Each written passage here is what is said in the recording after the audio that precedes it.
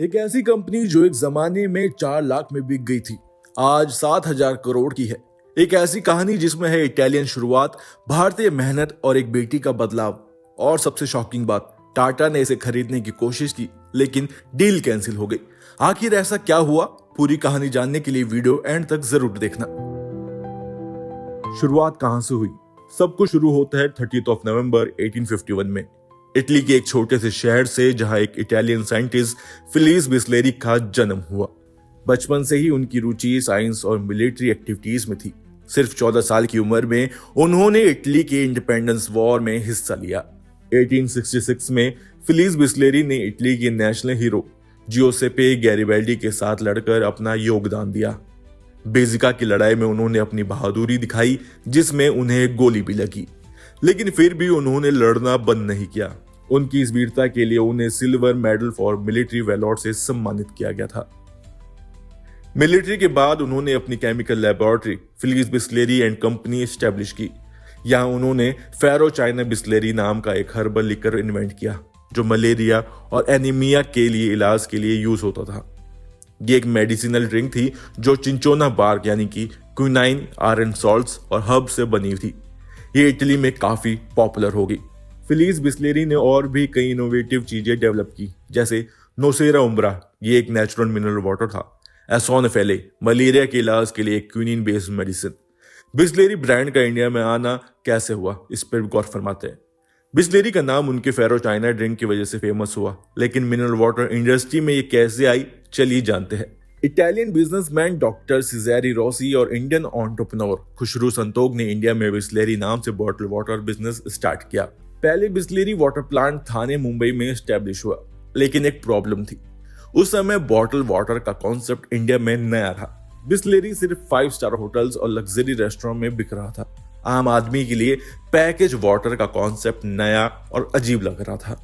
लोग कहते हैं पानी तो नदी, कुआं और म्युनिसिपल सप्लाई से आता है, उसमें पैसा क्यों दे? इसलिए बिजनेस इतना पॉपुलर नहीं हुआ। लेकिन 1969 में एक नए मोड़ पर कहानी आई।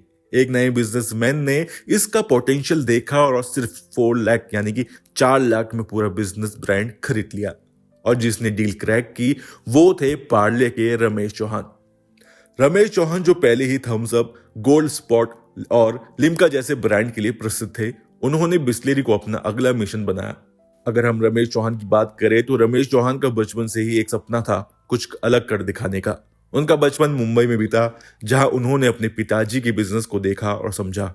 इंजीनियरिंग की पढ़ाई के बाद उन्होंने बेवरेज इंडस्ट्री में कदम रखा और नए नए प्रोडक्ट्स लॉन्च किए, और उन्हीं कंपनी में से है एक बिस्लेरी। लेकिन बिस्लेरी कंपनी की शुरुआत आसान नहीं थी। बिस्लेरी सिर्फ ग्लास बॉटल्स में आती थी, जो कॉस्टली थी और आम लोगों के लिए एक्सेसिबल नहीं थी। अब बात करते हैं इंडिया में पैकेज वाटर को कैसे एक्सेप्ट कराया गया।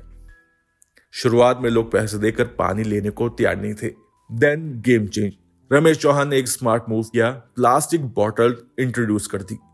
प्लास्टिक बॉटल सस्ती थी और हर जगह इजिली ट्रांसपोर्ट हो सकती थी। होटल्स और एयरपोर्ट से बाहर नॉर्मल मार्केट तक बिस्लेरी की अवेलेबिलिटी बढ़ाई गई। टैगलाइन बनी, हर पानी की बोतल बिस्लेरी नहीं।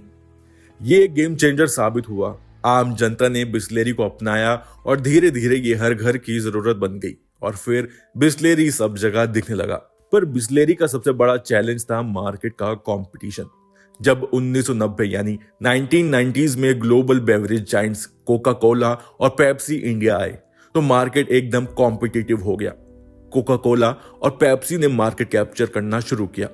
कोका कोला ने Thums Up, Limca, Gold Spot को परचेज कर लिया, लेकिन एक ब्रांड था जो रमेश चौहान ने बेचने से मना कर दिया, जिसका नाम है बिस्लेरी। रमेश चौहान ने कोका कोला की डील के वक्त एक बात बोली थी, जो है मैं पानी बेचता हूं, केमिकल नहीं। कंपटीशन बढ़ रहा था, नए नए ब्रांड्स मार्केट में आ रहे थे, लेकिन बिस्लेरी ने अपनी क्वालिटी से अपनी पहचान बनाए रखी। अब बात करते हैं रमेश चौहान की बेटी की। रमेश चौहान की बेटी जयंती चौहान, जो अपने पिता के साथ बिजनेस में शामिल हुई थी, उन्होंने भी कंपनी के विकास में योगदान दिया। लेकिन एक ऐसा समय आया जब उन्होंने बिजनेस से दूरी बनाने का फैसला किया। अब आया साल 2022, जब एक शॉकिंग न्यूज आई। टाटा कंज्यूमर प्रोडक्ट्स बिस्लेरी को खरीदना चाहती थी। 7,000 करोड़ का बड़ा ऑफर दिया गया। टाटा और बिस्लेरी के बीच एग्रीमेंट होने ही वाला था, लेकिन लास्ट मोमेंट पे रमेश चौहान ने डील कैंसिल कर दी। अपार्ट फ्रॉम दिस, क्या आप जानते हैं जयंती चौहान पहले बिजनेस चलाना नहीं चाहती थी। उन्होंने फैशन और लग्जरी स्टडीज की थी और वो अपनी अलग दुनिया में थी। लेकिन जब रमेश चौहान रिटायर होने लगे, उन्होंने रिस्पॉन्सिबिलिटीज अपनी बेटी को दे दी। जयंती चौहान, जो पहले बिजनेस में इंटरेस्ट नहीं दिखा रही थी, अब कंपनी की कमांड संभाल रही है। उन्होंने नए इनिशिएटिव्स लॉन्च किए हैं और बिस्लेरी को नए हाइट्स तक ले जाने का संकल्प लिया है। जयंती चौहान अब नए प्रोजेक्ट्स पे काम कर रही है, जैसे कि फ्लेवर्ड और विटामिन वाटर लॉन्च किया, सस्टेनेबिलिटी कैंपेन शुरू किए, bottle for changes campaign introduce किया, जो प्लास्टिक रिसाइकलिंग को प्रमोट करता है। आज बिस्लेरी ना सिर्फ पानी की सप्लाई करती है, बल्कि इन्वायरमेंटल सस्टेनेबिलिटी और सोशल रिस्पॉन्सिबिलिटीज में अपना योगदान दे रही है। उनका bottle for change initiative plastic recycling को प्रमोट करता है। बिस्लेरी आज हर भारतीय के जीवन का हिस्सा है।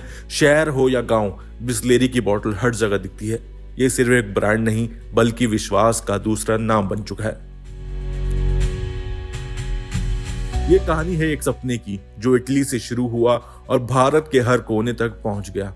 रमेश चौहान और उनकी बेटी जयंती ने मिलकर इस लेगेसी को आगे बढ़ाया है।